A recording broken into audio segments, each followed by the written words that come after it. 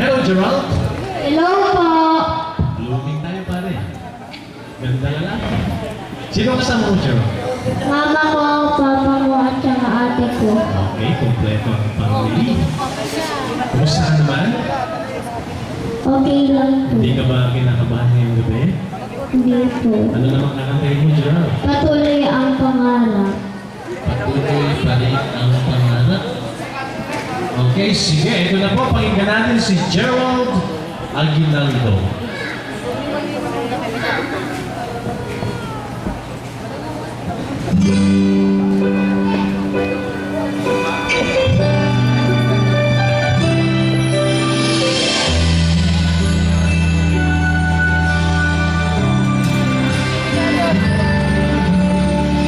Hindi makapaniwala sa lahat na nangyayari. Pangarap parang kailan lang sa panaginip ko'y nakita. Ngayon ay dumating na bigla sa aking buhay. Di naubusan ng pag-asa. Ako'y nanalig sa isang pangarap. Ako'y naniniwala. Ako'y lilipad ng lahat pagkakakita. Sa pangarap, ako'y naniniwala. Hindi ako titigil hanggang aking makakaya. Unti-unting parating na magbago'y makikita. Tuloy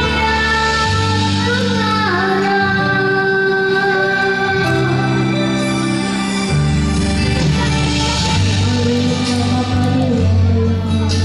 Sa aking nakikita, lahat ng panalangin ko ngayon ay natutupad. Lahat ng pinagdaanan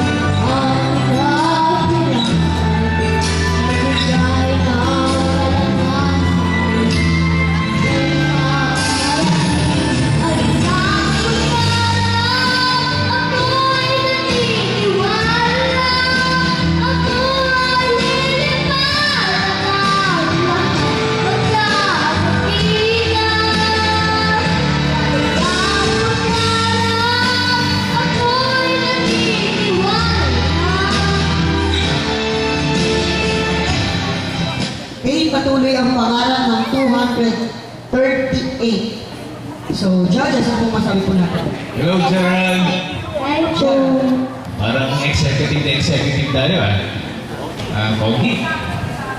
Gerald, maganda yung boses mo. Yun nga lang, pag next time na papasok ka, kasi pag mababa, parang hindi mo bagay. Mas bagay mo yung pangbirit na. Birit kung birit. Kaya, pag makapasok ka man, yung kantahin mo yung huwag na masyadong mababa kasi parang hindi mo pa masyadong mababa. Mas bagay sa yung middle hanggang pataas. Kaya yun ang advice ko lang sa'yo. Pero yung boses mo malipit.